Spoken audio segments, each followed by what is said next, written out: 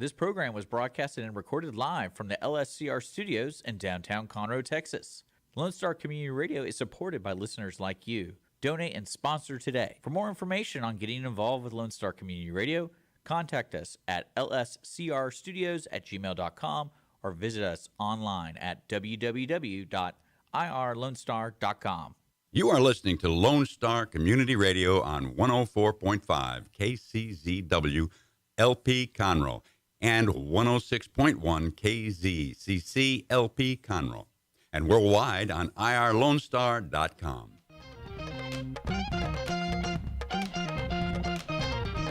Good afternoon, everybody, and thank you so much for joining the Cindy Cochran Show. Boy, have we got an exciting show today.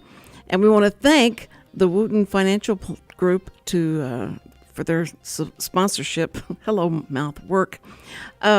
And it's exciting because he sponsored us over at the old studio when we were on, and then he re-upped again when we got over here, and he is come back. So, you know, if you happen to want to sponsor the show, we have plenty of room for you. Or if you want to donate to the show, you can do that as well.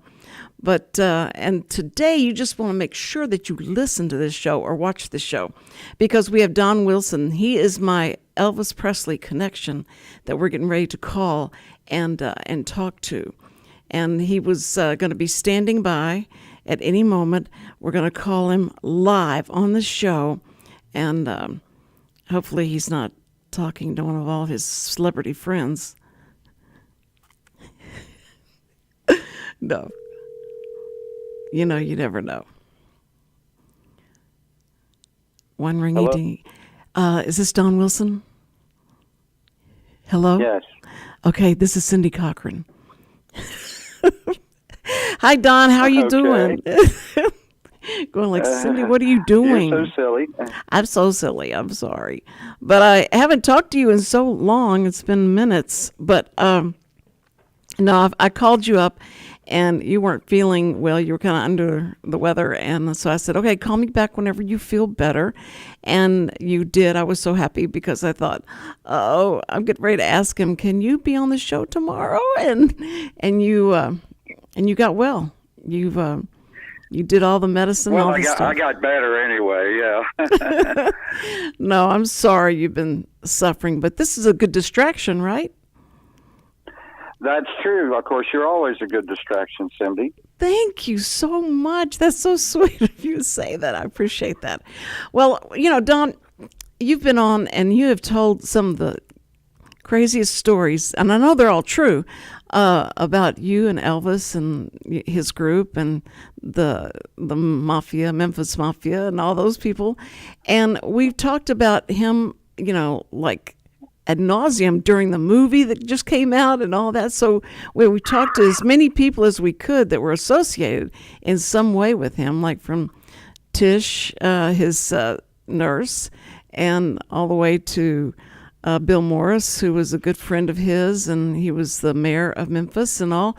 So we went through all that, but you know who we never did talk about? Lisa Marie, his daughter. We never had a conversation about her. And then all of a sudden, shockingly, she passes away from a massive heart attack. And we know that there was heart disease in her family. But I bet, you know, it seems like, did she know, or did anyone talk about that, or was that discussed, that she had to take care of herself and she had to do this or not do that? Well, there's a book by a friend of mine named Sally A. Hodel, and it's called Destined to Die Young. It traces Elvis's family, and it shows how a certain side of the family, you know, has got a lot of issues, you know, and it seems like she had the same issues as her father and this and that. So Sally does a really good job explaining that, because evidently it's in the family. Mm-hmm. But I'm still stunned that she passed away So pretty young. much like her father did. Well, it was just 2 days after the red carpet on the Golden Globes that she was attending, and Billy Bush interviewed her, and he said after his interview that she didn't seem right. She said she seemed kind of shaky and all, and so I just wonder if that was like an early indication. 2 days later, she's gone. Well, she had lost quite a bit of weight. Yes. And which she on Elvis's birthday on the 8th, she attended the festivities, and she walked around, met every fan just about, and shook hands, signed autographs, took photos with the fans, and I'd never seen her do that. Interesting. Like with just nearly everybody. And she did. She was told by one person who said that you just look lovely, and she says, "Well, thank you, but I don't really feel too well today." And but she looked better on Sunday than she did at the awards. Did you happen to see that interview? That what interview? The interview that she did on the red carpet with Billy Bush. Yes, I did. And he was right. She did seem like very weak. She was really weak. But what like Tish, Elvis's nurse, was talking about how when he wanted her to move onto the property there at Graceland, and he thought that would help give Lisa someone to play with her children, and Lisa could play together. And so I remember that so she had really fond memories of Lisa as a child, but you didn't get to know Lisa or really get to know her until she was a little older, or was she really young when you first met her? She was younger than me. What it is that I was running in different circles, and she was first time that I would say this. Lisa and I, had met several times. We knew each other, but we didn't really know each other that well, Mm-hmm. But the first time that I saw her, I think it was in April of 1976.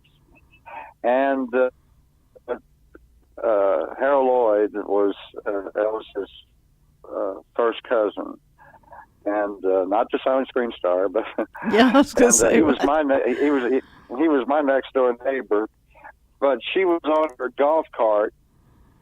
She had a little blue golf cart that Elvis gave her with her name on it, and she was signing autographs for the fans. And Harold said, "Oh, that's enough, Lisa. You have to go back." And she said, "I'm Elvis Presley's daughter, and you're fired."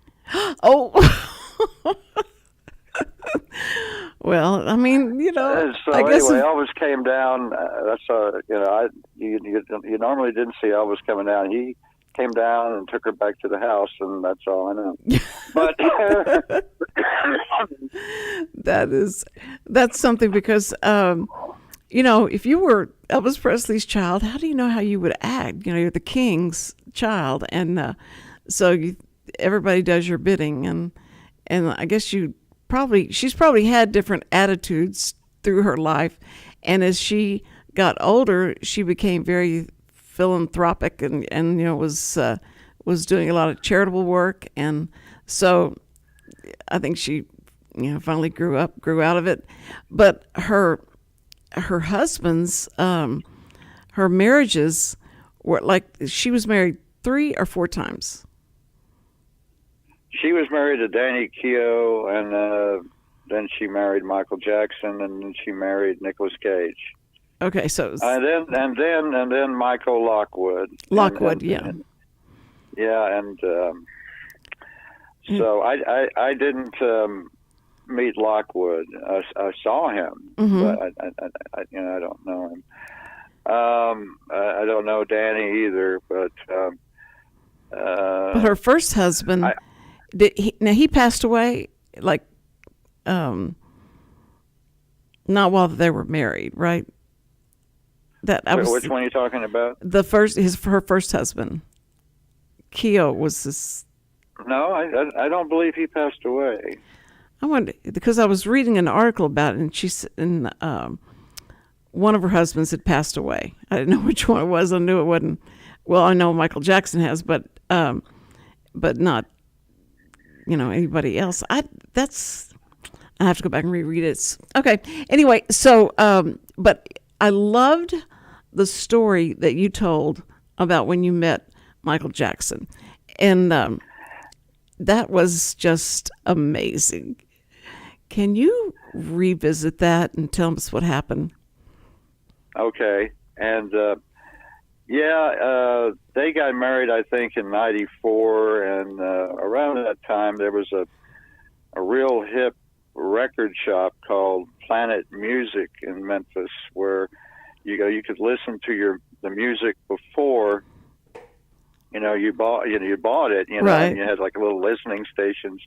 I mean, that was pretty cool for that time, and it was pretty big. And anyway, make a long story short, because I could stretch it out, but Lisa liked it, and she wanted to show Michael, and then they came in, and I had a real brief introduction to Michael. He was very nice, polite, and then they went their way, and then all of a sudden I remember that Michael had to go to the men's room. Well, I guess it was a big thing for for his security guys. And they went over and they banged on the door, and all these Memphis boys come out, and I was like, well, there's only a couple of them, and I was like, what the hell is going on? But and so anyway, it's like the security for the president. They have to go in there and make sure there's nobody there, and so Michael goes into the bathroom, and then they're standing there, not letting anybody go in. But I guess that's my most memorable. But yeah, my meeting with Michael, took all of 10 seconds or 15 or whatever. But that's something to remember, though. Yeah, and that she was she surprised when she saw you when she came in? She seemed not to be. So I mean, who knows? Well, you had found out. You had found out they were coming, and let the manager know, but he wouldn't believe you that they were going to come into this. Right. And then he sent someone down for some film to take pictures. Yeah, that's true. But I think that George Klein had his pulse on everything. So I'm sure it was all George. So GK was kind of like the Dick Clark of Memphis, and he was one of my closest friends, and he was very, very close with Priscilla and Lisa, and he was a good friend of Elvis's. He known ever since 8th grade. So that's George Klein. Yeah, right. Yeah, you've got so many pictures. Can people still go to the Hollywood Beat and see a lot of the pictures that you have of you with the celebrities that you've worked with or have known? Yeah, they seem to. I don't have my website anymore, but I do have the page, on Facebook, and there's a lot of pictures. It's just, it's if I didn't have the pictures, it kind of made. I was, oh yeah, that happened, Well, what's funny is because you had. Every time I would talk to you and I'd say about some celebrity, all of a sudden there was a picture of you with the celebrity or the celebrity was, like you were interviewing them or working with them. And it was It was amazing because it was like you knew everybody. And I know partially that was because of Elvis and his gang. They got to know you, and so you became a part of their running around that circle. But how many people that just spanned out to, like people that he had done movies with, and that you had come to know, like you knew everybody, even the guy that was the one that was the director for the movie that did the comeback special. You knew him, and I got to talk to him, but he wasn't going to be able to do anything until in January. So I haven't called them back to nail him down. I guess he thinks, oh, she forgot about it. He don't know me. But I'll call him and make sure we get him back. Well, it is January, so. Yeah, I know. It's like, okay. And it wasn't this year, I believe. It was of this year that he said, yeah, in January 23, I think I can make your podcast. Okay, great. There you go. So, well, when I was in Memphis, and I knew, the music stars there, it was just like more like Rufus Thomas, Billy Riley, and Jerry Lee. But I didn't really know, besides Elvis, like movie stars. But then when I moved out to Hollywood, that's when, I got with the Motion Picture Council, and my job was to award actors and actresses. And then I also did documentaries. And so I would interview them, I would pick up like I did in the radio, interviewing music stars. But, it wasn't until I went to Hollywood where I got to really, meet the film stars. But well, getting back to Lisa, because I didn't want to miss the part where you worked on the E! Hollywood story of like how it happened. Is that correct? Yes, that's true. Well, they called me from E! because they knew that I did the definitive Elvis, and word gets around, and so I said, sure. I contributed photographs and audio and video footage, and I didn't do any of the interviews, but it was. I watched it last night. I haven't seen it in a long time. I did it in 2003, but I'll have to get you a dub of that, so you can, check it out. Yeah, I was trying to find that, and I thought, I can't find it anywhere. But while you were working on that, what did you find things out about Lisa, or did you discover things that you had known? Well, yeah. I mean, I found out different things, and some of Lisa's friends from her childhood had been guests on the special, as well as Jerry Schilling and George Klein and different ones that are really close to her. So that was, of course, way before her passing. When that came out, was she upset? Did she not like it, or she liked it, or she thought it was, like it was fine? Well, it's kind of tough to know. She was. I'd heard rumors that she was, upset about it, but she never said anything to me about it, or I never got a letter. Never got sued. There you go.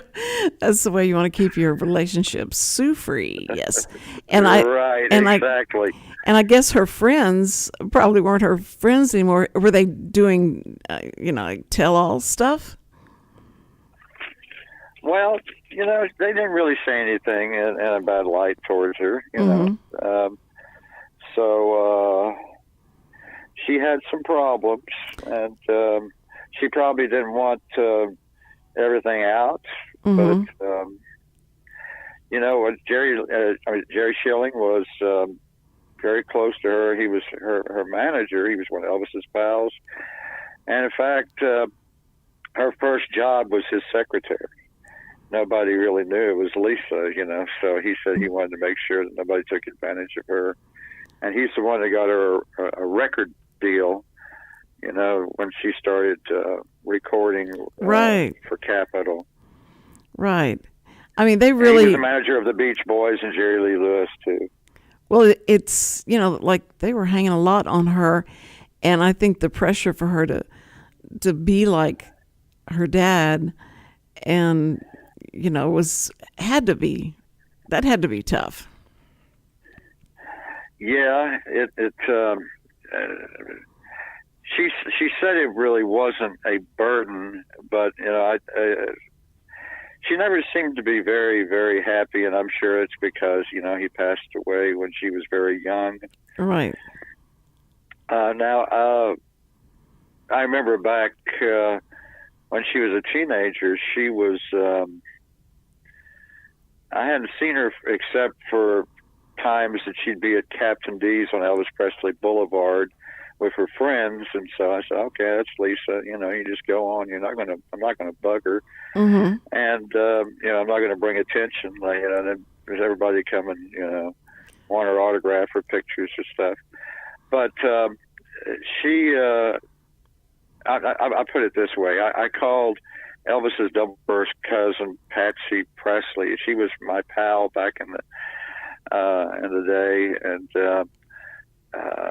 and so Lisa answered, and I said, "Patsy, no, this is Lisa," like I knew, and and then I said, "Well, hello, Lisa."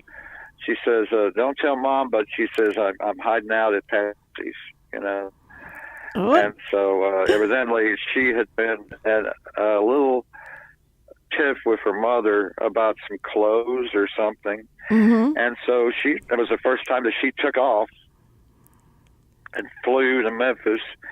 And Patsy got on the phone and said the same thing. So I said, "Don't worry, I'm not going to say anything to Priscilla."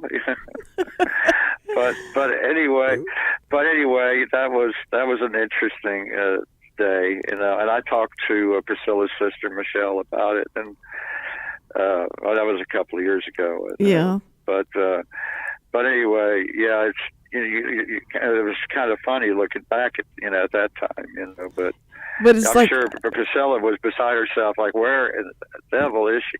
yeah, and if she had found out that you knew and you didn't tell her, ooh, wait. So you wanted to tell Patsy, be sure and don't ever tell her that I knew and I didn't call her because you told me to. Yeah, that would have been, I can't imagine the mom going crazy where the daughter is. But how old was she? She had to be, was she an older teenager? She was probably about, she was probably, probably 18. I don't know. Well, something like that. It's been so long ago, now. But I never said anything, of course, and of course it's been so long now. I mean, it's like 40 something years ago now. Yeah, but she did go through a lot of she went through the drug phase and the different phases that teenagers do, especially someone with a big celebrity, their dad, and then knowing all what he'd gone through. People think, well, if your dad just died because of all the drugs he was taking and all that, if that's what they thought, then you'd think that would teach them a lesson, but it doesn't. It seems like it just, sometimes they feel like they have to, prove something, or they're just, they don't care. This is what they want to do. Their dad did it and he enjoyed it, he had fun, and I'm going to do it. Oh yeah. Well, I do have a kind of, this kind of a nice little memory for me. About 84, 85, across from Graceland was this car museum's there now, but It was a nightclub restaurant called Stage 45, and I did the lights for the floor show, and it was owned by Dennis Wise, who had a plastic surgery that looked like Elvis. And he was on all the talk shows way back then. He was the first one to do something like that. But Richard Davis was Elvis's valet, and he was my best friend, and he was the manager there. And so you had people like Charlie Hodge, and well, let me put it this way, without going on, nearly everybody that knew Elvis were started to hang out down there, and it was the place to come. And well, Patsy hung out there, and one night she came to me and said that Lisa came, but she's not going to come in, but she was hungry, so I made her a cheeseburger, fries, and a Coke. And You made it? yeah, because that was another thing. I was the cook there for a while too. Goodness sakes. I'd get there at 11 o'clock in the morning, and I'd leave at 2 o'clock. Mhm. I had one day off, and so I was always there. Richard Davis. Back then, I didn't have a phone. Richard Davis used to call me Columbo because if I got any phone calls, it was in the hall. They had one phone there. All right, Columbo, you got a call. But anyway, that was a nice little memory. But she didn't want to come in. She would have been swamped. Oh, sure. Of course. Well, that's what I was wondering, how as she got older and she went through the recording stage, and what do you think happened? Was it because she had taken the wrong choices, the wrong direction, of why she never took off in the recording? I think it's because she had some good songs, but she said that the best songs that she wrote was when she was sad. Mm-hmm. And I think that that's probably the issue. Now, she had some cover songs like Dirty Laundry, like right. Don Henley song. But I think her career would have taken off more if, she did more covers, did other people's music instead of just hers. But, it's too late now. Well, it's just so amazing because of all the resources she would have been privy to. You would have thought that she'd had, the best writers, the best, musicians, and all that, and then the publicity of anything that she would do. You'd think that it would have just gone crazy. So I was just wondering, what was it? She wasn't that interested in it, or she lost interest in it? She wanted to do it as long as she did her own music. That was what was important to her.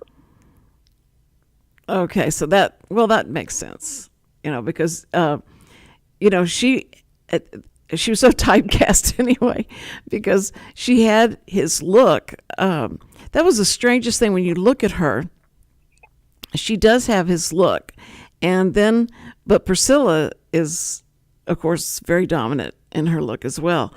So the mix of the two was just, like amazing. And, Hollywood celebrities that get married, they're just gorgeous. A lot of times I've seen where their children did not carry that image along the bloodline, but Lisa sure did. She was beautiful. And but she had that, she did have his look. And I don't know if that was a curse or it was like good for her. It just must have been horrendous to have to feel like you're carrying this, the load of the pressure of this big star on your shoulders. Well, she did love her father. And in fact, when she was in Memphis on his birthday, the night before, she went out with a grief counselor, a friend, and they were at the gravesite. And he spoke about that. She said, "This is where I'll be one day," but she said, "Not for a long time, because there's so much that I still want to do." Oh, and so, and she would go up to her dad's room and his bedroom. I remember she took Nicolas Cage up there, and he's a super Elvis fan. yeah. And Austin Butler, she took him up to Elvis's suite there, his bedroom.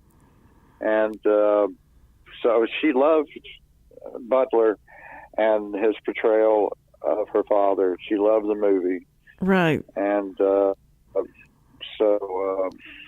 well, it was funny that Nicolas Cage, when he did that movie, that he, like the Elvis impersonators of Vegas. Honeymoon in Vegas, yes.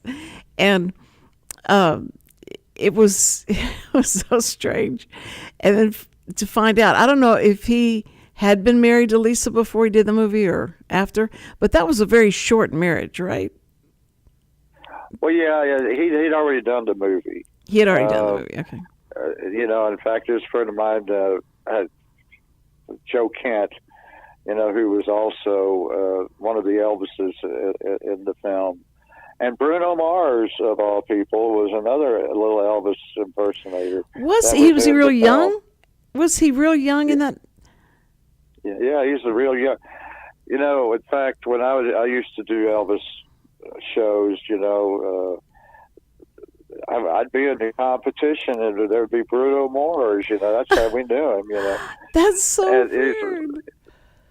And so, but yeah, everything is just all kind of connected, Yeah. Oh, yeah. And then, but Nicolas Cage seemed like such an odd. I mean, Michael Jackson was pretty odd choice as well, but Nicolas Cage was an odd choice because I just couldn't see them. I couldn't see them together, but like he just wanted to be as close to Elvis as he possibly could be, so he marries his daughter. Is what it seemed like to me. Well, it started. She wanted to get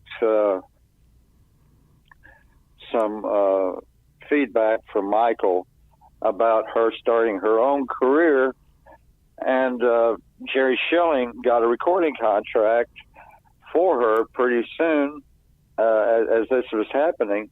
And then she told Jerry, she says, "I'm not going to sign." She said, "What do you mean you're not going to sign? I got your recording contract." She said, "I just can't do it right now." And the next thing you know, she married him. She married Michael. Oh. And Priscilla told the story that she was in her kitchen, and there was helicopters all overhead, and she was talking to her mother, and she said, "What is going on?" She says, "There's helicopters all about." She says, "You haven't heard? You haven't heard what?" And so her mother told her, Lisa has married Michael Jackson. And then Priscilla said, "What?" What a way to find out. Oh, that had to be quite a shock.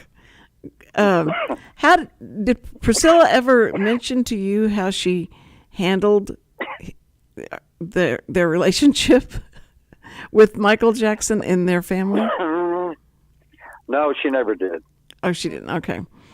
Because unfortunately, because there would have been an exclusive, but she didn't do that. Oh, that's right. I'd probably had to pay you thousands of dollars to tell me what she said. But I just wondered her reaction and how she got along, with him. It just boggles my mind, what went on, and it's not like it's. When I say circus, I don't mean it, bad way, but I mean it. Just there were so many different things going on at one time, and when he died, and then Priscilla had gone into the movie business and didn't, it didn't work out as well probably as she hoped it would.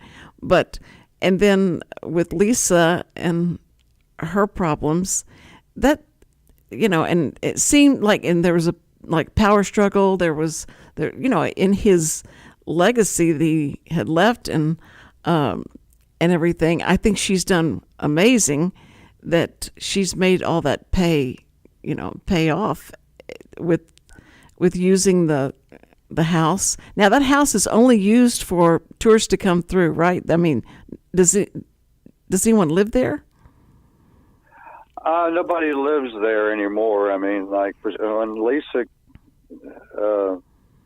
used to come in, she'd have the cooks, come in and she'd have dinner there, and she'd stay the night. And but who knows? Now it's going to go to her daughter Riley, who's an actress and a model. She's going to be the one that's in charge of everything because the other girls are minors. So, and because he left everything to her, to Lisa, right? Wasn't Right. everything? It was all left, the properties, the music, and all that. Like, did he have like the Beatles had a catalog? They had the book. Did he have that? Was that owned by, by the Elvis Presley Foundation? Was it owned by them? All his songs? Well, what it is that he had publishing companies, and but in 1972, Colonel Parker did not do a good deal. He sold, I think, for $5 million, all the residuals, all the rights to Elvis's music from 1956 to 1972 in order to pay off some debts. Oh, that's right. And so a lot of the income that would have been coming in, thanks to Colonel Parker, it didn't. That is, it was so frustrating when you watch the movie and you go like, how could he let this happen? But in that life and in that world and all that, all the stuff that happened in there, you can't explain it unless I guess you lived it to understand why people did what they did, and that's why Right. That's why I think that for Priscilla to have carried this whole huge, conglomerate of companies and all that, the royalties, and to get all that straightened out, and probably have lost a lot, but she's kept it going, and and the fans won't let it go. Yeah. They just Yeah, I mean, Colonel, I like Colonel.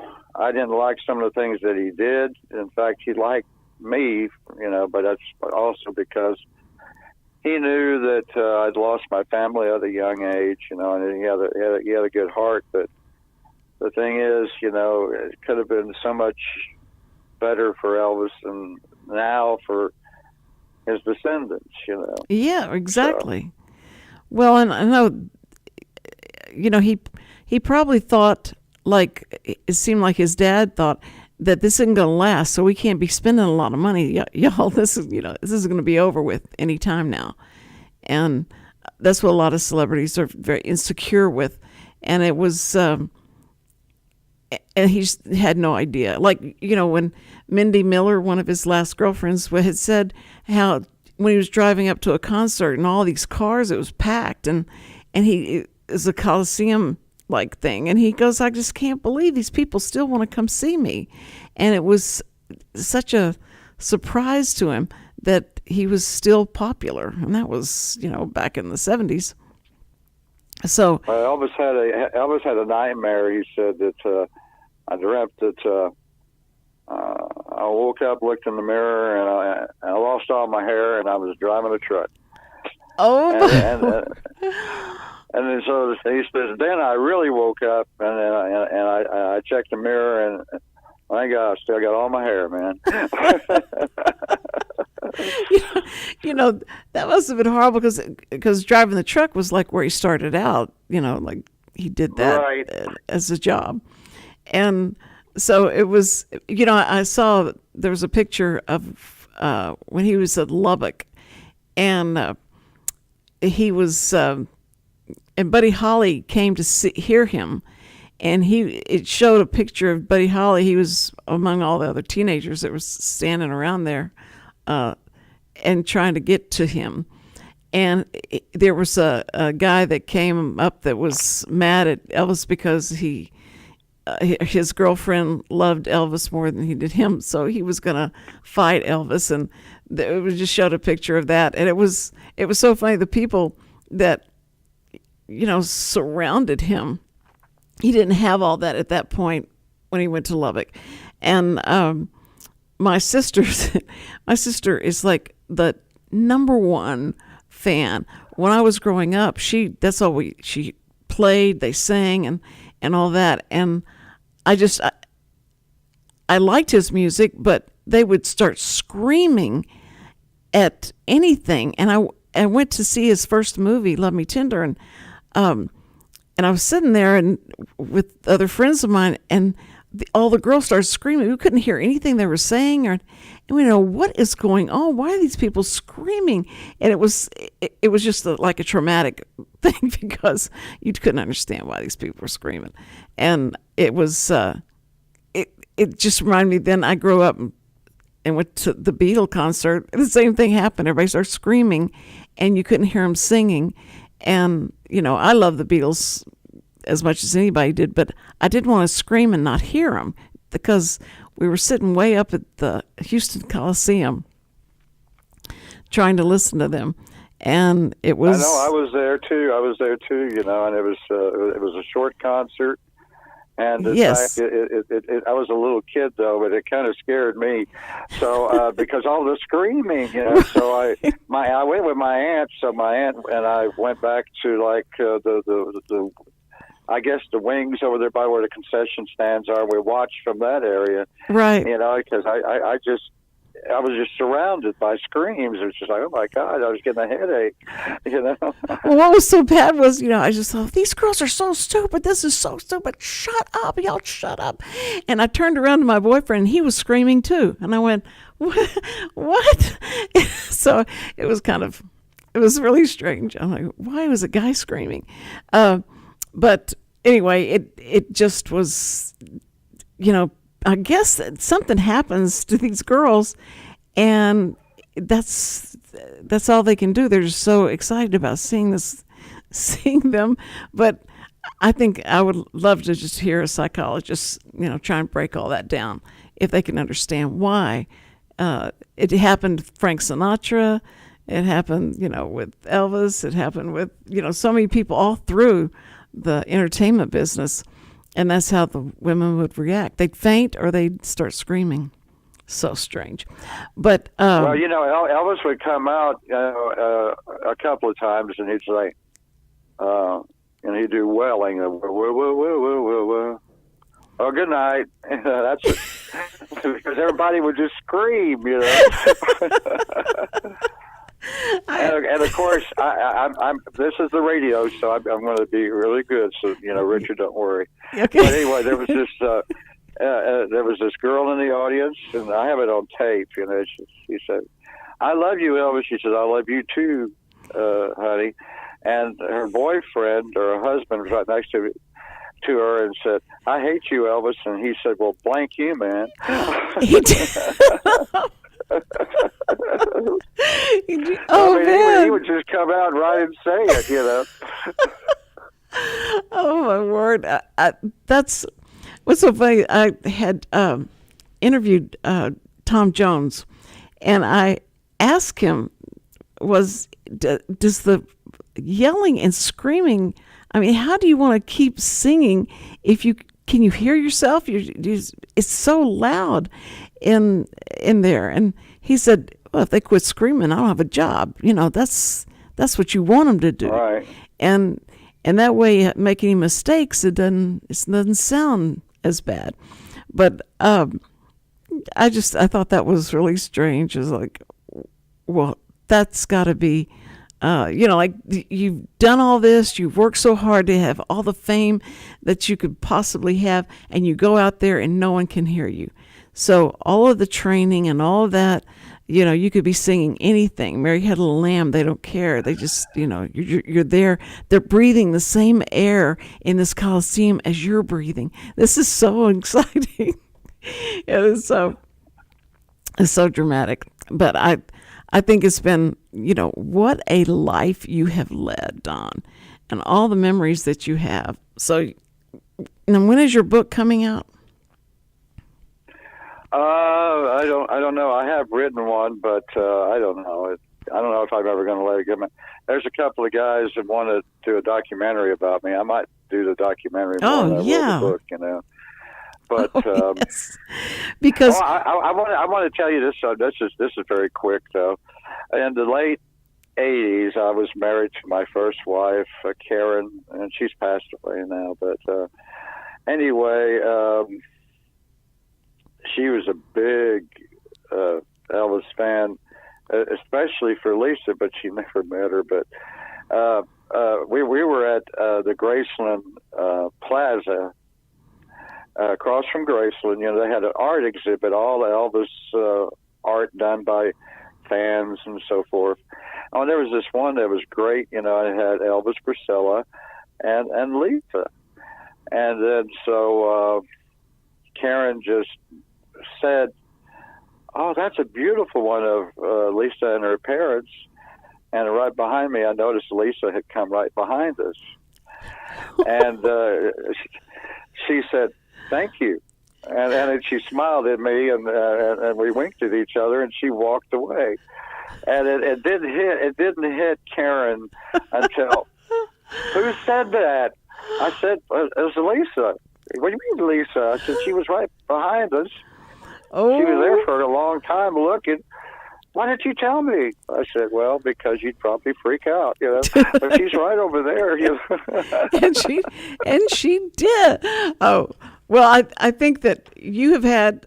I've loved listening to you. It's just like you're talking about an old friend, and I've got to take a break and then say goodbye. So I am really, really so thankful for you, Don. I love your friendship, and I love all the people that you know and all the stories that you have.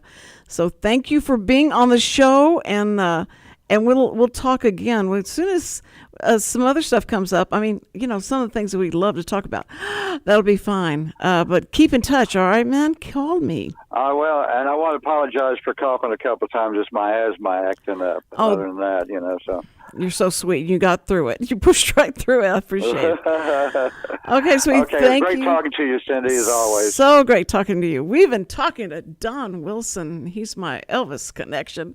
And we are sponsored by the Wootton Financial Group. And I just want to say thank you again and again for them. And we'll be right back. Don't go away.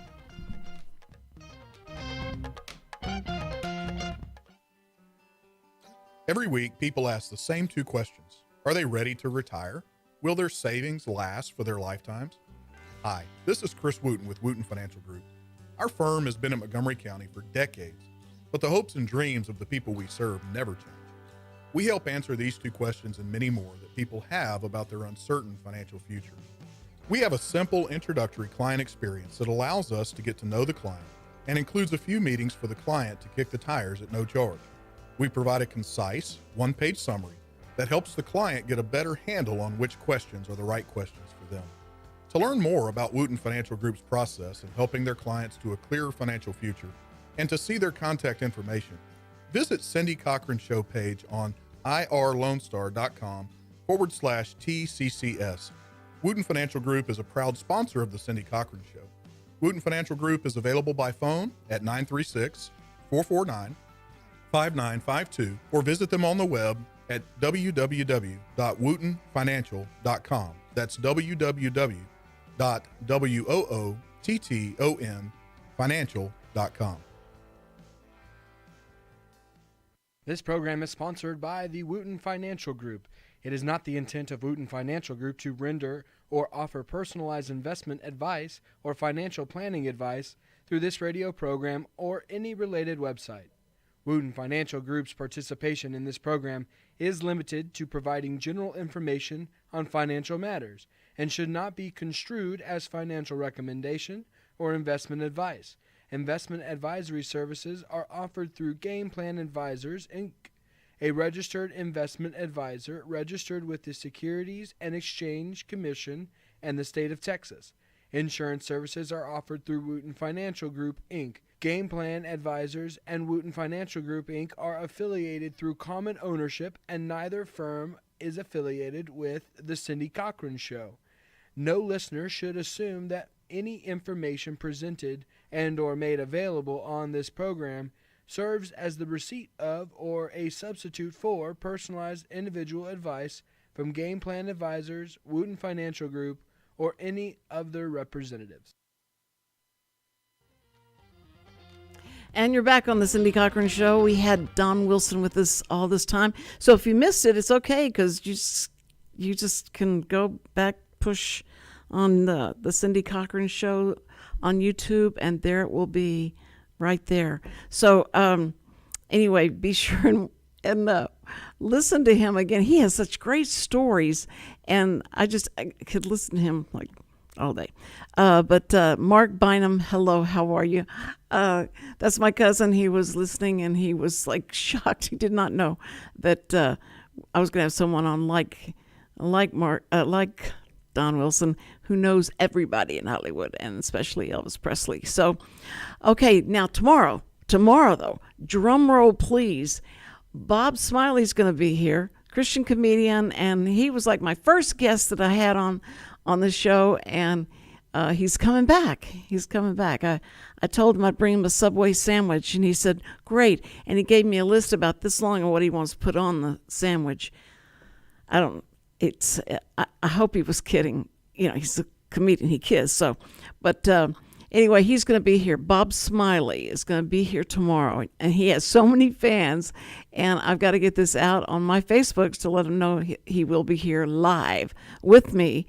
And so I just hope I make it on time, and I beat him here. That was my toll. I told him, I said, I hope I get there before you do.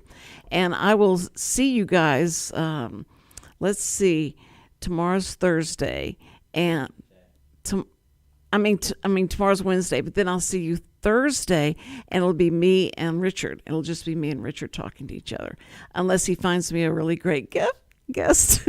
It'll be just me and Richard exchanging ideas and uplifting this community. Okay, guys, I will see you tomorrow with Bob Smiley's going to be here. All right, bye-bye. And listen, first responders, we love you so much. We love you, and even more, God loves you. And see ya.